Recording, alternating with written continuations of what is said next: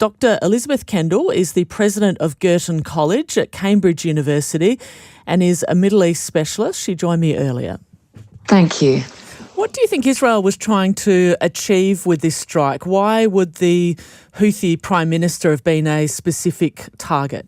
I think what Israel was trying to do was to send a strong message that it has zero tolerance of the ongoing missiles and drones that the Houthis are persistently sending in its direction. So Israel was saying, look, we're going to take a step up now. We're not just focusing on infrastructure, whether that be energy, military, or indeed even civilian infrastructure. We're now going for your people. In fact, this was a fairly soft target. The Prime Minister was part of a cabinet that was more of a show cabinet rather than the real decision makers, but it will have the Houthi leadership proper pretty rattled, I suspect. So that's what they were trying to do. And what does this strike mean for the Houthis themselves? Are they weakened by the Prime Minister's death, or in some ways will it harden their resolve? I think actually it's a little bit of both. So nobody wants to be in charge of a regime where your prime minister has just been assassinated and other cabinet members too in an airstrike by your arch enemy. That's not a good look. It doesn't make you look strong.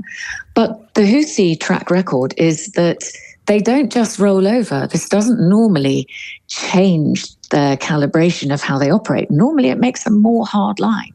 So I would expect that in the short term, they'll double down.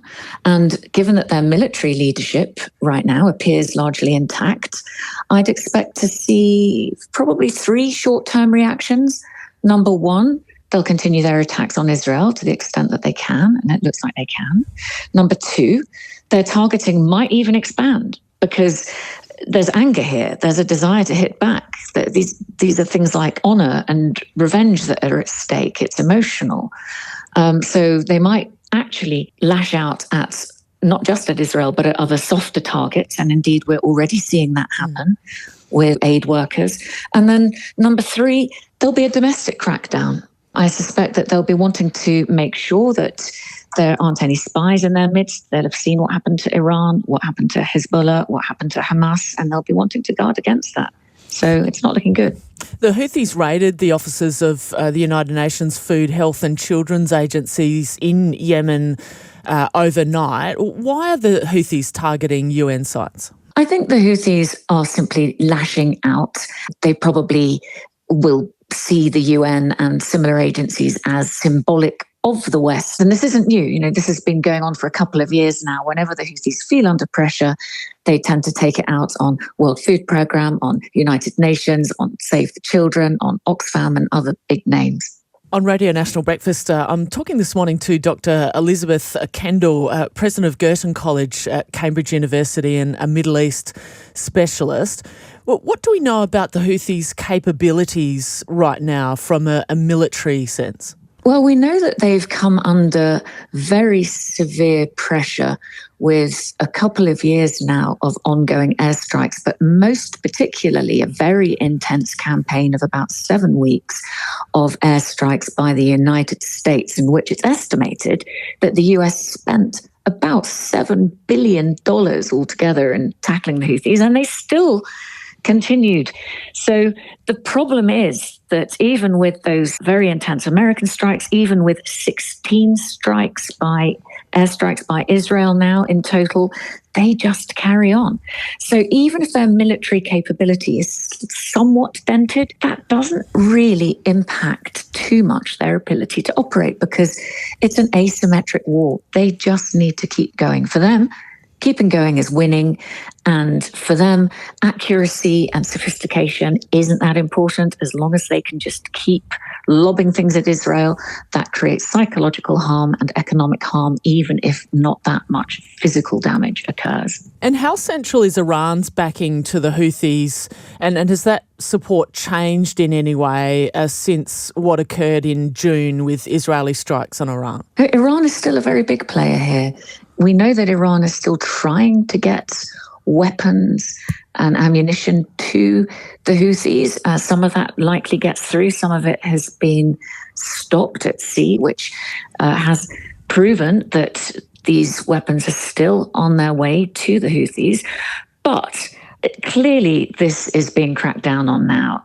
And so I don't think that's going to make a big difference in the short term, because the Houthis have significant stockpiles and they can produce domestically. But in the long term, if the supply of weapons from Iran starts to slow and the stockpiles gradually run out, then we might see less of capability on the side of the Houthis. But that's a long way off yet. How do you see the effects of the fate of the Houthis on the wider international community, not only with shipping lanes, but how it fits into the wider strategic picture at the moment? Yeah, so of course the Houthi attacks into the Red Sea have been very damaging on global trade. They've launched, they claim, over 200 attacks on ships, and about 140 or more have been verified. So that has been incredibly crippling. About 60 to 70% of trade through the Red Sea has gone down.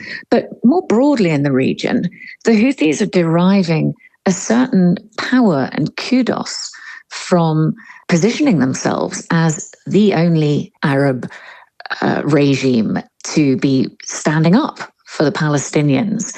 And that has given them a certain power and prowess. And we also have to remember that although Israel, America have managed to degrade the so-called axis of resistance of Iran, there's another way of looking at this. That actually provides the Houthis with an opportunity. As the demise of Hamas and Hezbollah and Iran itself have become more obvious, that enables the Houthis to take more of a leadership position, and they relish that. So I don't think they have any reason to stop anytime soon. Dr. Elisabeth Kendall, thank you so much. You're very welcome. Dr. Kendall is president of Girton College at Cambridge University and a Middle East specialist.